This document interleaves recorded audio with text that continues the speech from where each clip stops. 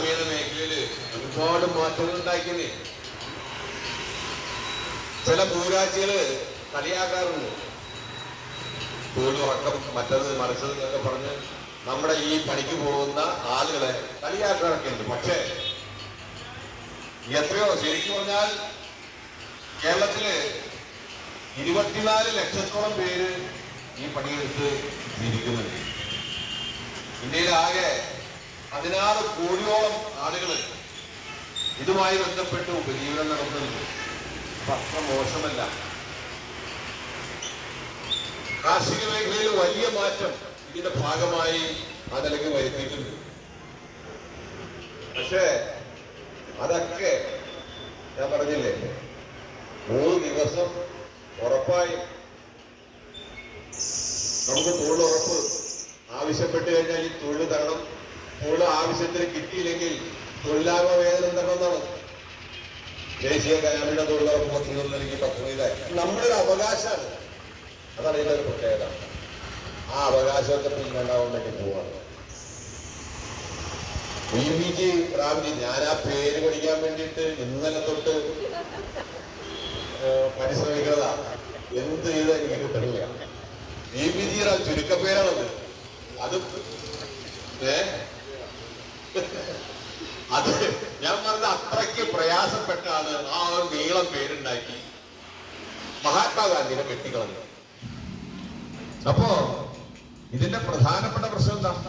നേരത്തെ 90% ഇതിന്റെ കേന്ദ്രാവിഷ്കൃത പദ്ധതിയാണ്. 90% കേന്ദ്രം തന്നുകൊണ്ടിരുന്നതാണ്. ഇപ്പൊ എന്താ സംഭവിക്കണേ?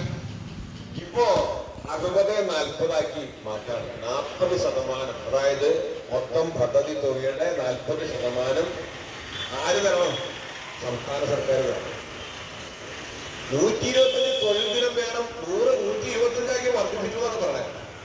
യഥാർത്ഥത്തിൽ എന്താ സംഭവിക്കാൻ പോണേ? നമ്മുടെ ഈ തൊഴിൽ ദിനങ്ങൾ ആ നിലയ്ക്ക് കുറയാനാണ് പോണേ. ഒരു 75 വെച്ച് അവസാനിപ്പിക്കാൻ സ്ഥിതിശേഷം വരും. കാരണം കേന്ദ്രം തരാൻ പോകുന്നത് ഓരോ സംസ്ഥാനങ്ങൾക്കും ഇത്ര തുക അത് കേന്ദ്രം നിശ്ചയിക്കണേ. അല്ലാതെ ഇവിടെ നമുക്ക് ഉറപ്പുള്ളത് പോലെ നമ്മൾ ആവശ്യപ്പെട്ട് കഴിഞ്ഞാൽ തൊഴിൽ കിട്ടാൻ പോകില്ല.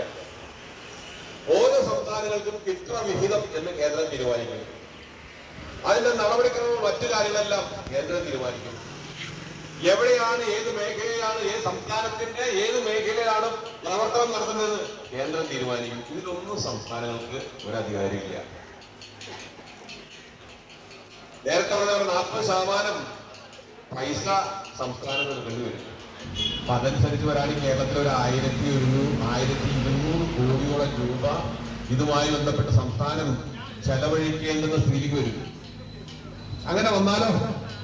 ഇപ്പോ ഇന്ത്യയിൽ മൊത്തം 28 സംസ്ഥാനങ്ങൾക്ക് പരിശോധിച്ചു കഴിഞ്ഞാൽ ഏറ്റവും നന്നായി ഈ പദ്ധതി വിഭാവനം ചെയ്തതിനേക്കാൾ ഭംഗിയായി കൊണ്ടു നടക്കുന്ന ഒരു സംസ്ഥാനം കേരള. അതിനൊക്കെ നമ്മുടെ സംസ്ഥാന സർക്കാരിന് നല്ല ഇടപെടലുണ്ട്. ഇപ്പോ അയ്യങ്കാളി നഗര പദ്ധതി ആ നിലയ്ക്ക് കൊണ്ടുവന്നിട്ടുണ്ട്. അത് കേന്ദ്രത്തിന്റെ ഒരു സഹായമില്ലാതെയാണ് സംസ്ഥാന സർക്കാർ നടപ്പാക്കിയതാണ്. നഗരമേഖലയിലുള്ള തൊഴിലാളികളെ കൂടി ഇതിൽ ഉൾപ്പെടുത്താൻ വേണ്ടിയിട്ടുള്ള വലിയ ശ്രമം ഇതിന്റെ പിന്നിലുണ്ട്. അത് വളരെ ഭംഗിയായി നടക്കുന്നു എന്നുള്ളതാണ്. ഒരു തരത്തിലും തൊഴിലാളികളെ ബുദ്ധിമുട്ടിക്കാതെ ആ നിലയ്ക്ക് നടത്തിക്കൊണ്ടുപോകാൻ വേണ്ടിയിട്ട് സംസ്ഥാന സർക്കാരിന് കഴിയുന്നുണ്ട്. പക്ഷേ ഇതുവഴി വലിയ കുഴപ്പത്തിലേക്ക് ഈ തൊഴിൽ മേഖല ആ നിലയ്ക്ക് നീങ്ങാനേ പോകും.